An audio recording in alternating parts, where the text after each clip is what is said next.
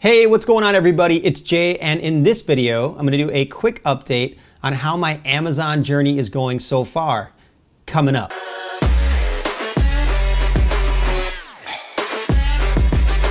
So just a quick recap for anyone that hasn't seen any of my other Amazon FBA videos on this channel. I bought Tanner Fox's course in mid-June, didn't feel like I got quite enough information in that course, and then bought Kevin David's course in early July.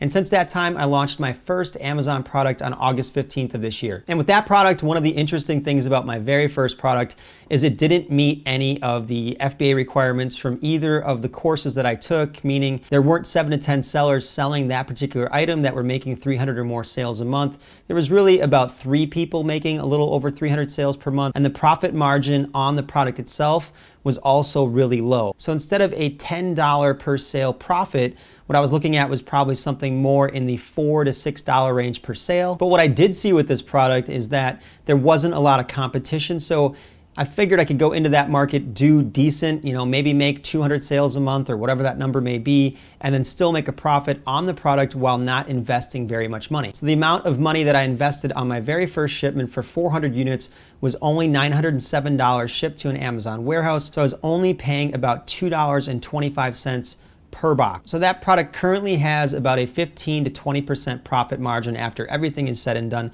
So moving forward, even though I'm not selling a ton of units a month of that particular product, about 150, it is profitable. I am, again, on that 15 to 20% plus side with the product, so I'll probably keep selling it moving forward because it costs me so little to actually carry it. And at this point, getting it reproduced again and having reviews on Amazon makes it easier to sell. So for me, it's really not a big deal or a big hassle to deal with. And I think I can move more units moving forward and get better with it as well. And the funniest thing about the first product is my second product, which I launched on September 5th, was really supposed to be my home run product.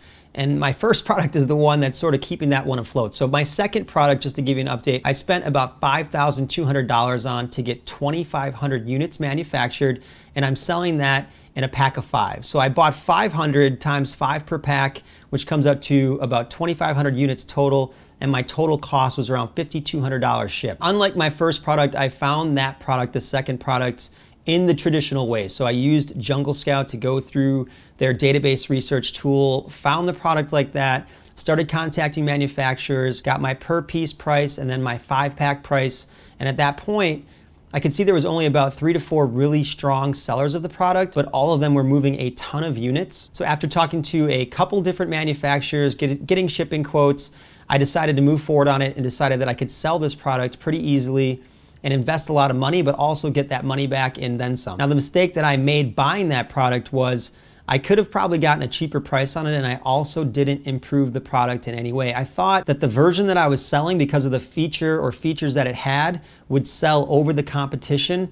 But what I didn't realize is when I got to market that about 10 to 12 new sellers popped up in about a 4-week span. So instead of just dealing with those 3 to 4 other sellers who were moving a ton of units between them, I was now dealing with a bunch of sellers that were selling a very similar product, not exactly the same quality, a lower quality, but their production cost was also much, much cheaper. And because I was a little impatient with this product, instead of having it shipped by sea or doing a partial air shipment and a partial sea shipment, I did everything by air, so my cost went up because of the air shipping as well. I ended up paying about $1,250 for my air shipping. So had I been a little bit smarter with it, maybe I'd shipped 100 via air and then 400 by sea, because at this point I haven't moved enough units where I need to refill that 500. And by doing that, I definitely could have kept my costs down and competed better with the new sellers. The new sellers have come into the market and they're selling, instead of at a $29.99 price point, they're down at a $19.99 price point, and that's absolutely killing not only the old competitors, it's hurting them in a way besides taking away sales,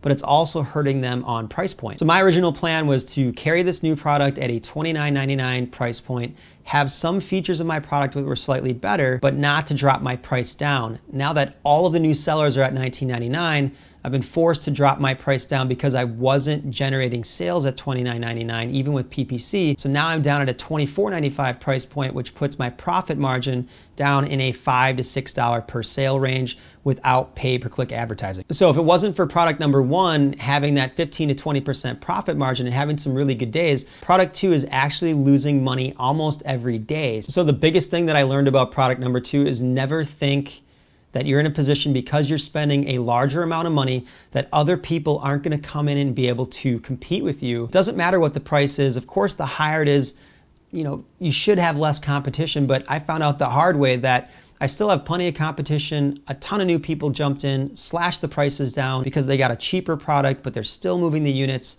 And the people that are buying the product don't really seem to care. And I think really the only way that I could have saved myself from the second product and not turning, a big profit or breaking even is by bundling or improving the product in more ways.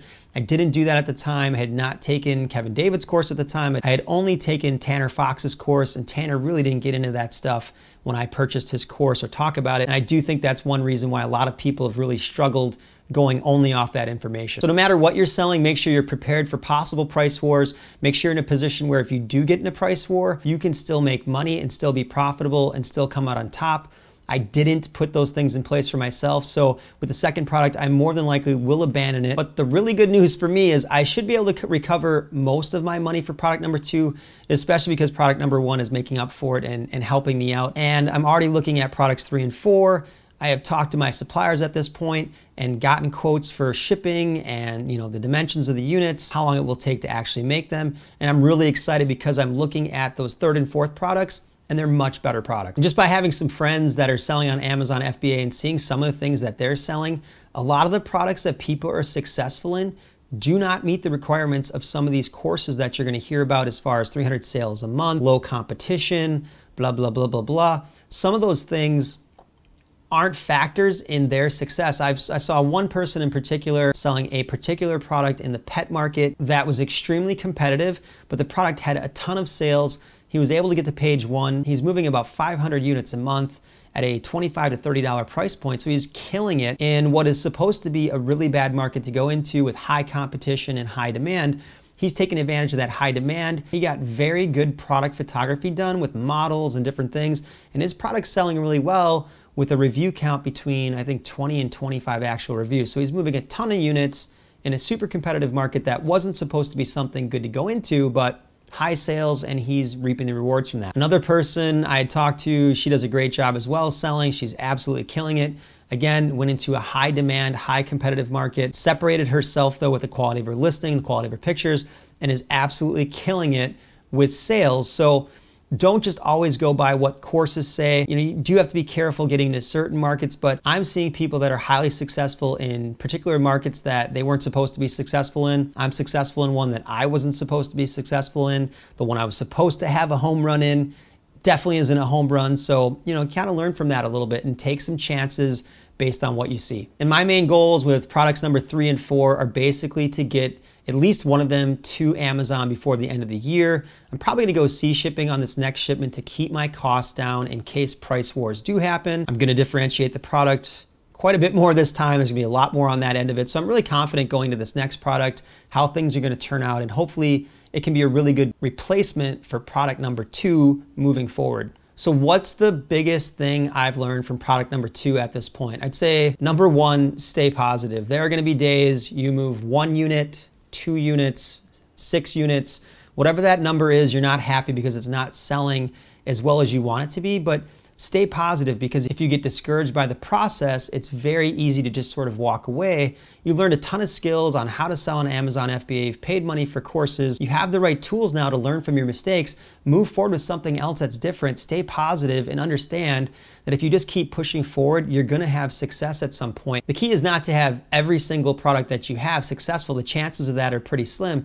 It's to have enough successful products that you can come out on top and then really work off those products and build, a line of products or a brand off those products that's really successful. So if you have a product like my product number 2 that you may not get all of your money back in, but maybe most of it, or you'll lose some money on it, just take that money, reinvest it, find new products that you want to sell, stay positive, have the right mindset, and continue to push forward no matter what happens. I mean, in my situation, I'm generating over $4,000 of revenue between my 2 products per month, and I wouldn't consider either of those products to be killer products. So I'm not having some of the gangbusters crazy days that other people have, and I'm still generating over $4,000 a month in revenue every 30 days. That's coming in, and that money goes back into my bank account. So I can immediately take that money and look at other products and decide to reinvest it. So while I'm not completely happy with the overall profit margin, I know I'll get there.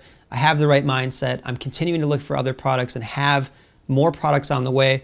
And that's what you want to do. So if you like this video and you want to see more content just like this, make sure you smash that like and subscribe button below. I will be making a ton of more videos on Amazon FBA content moving forward, as well as tech videos and vlogs and all sorts of stuff. So stay tuned.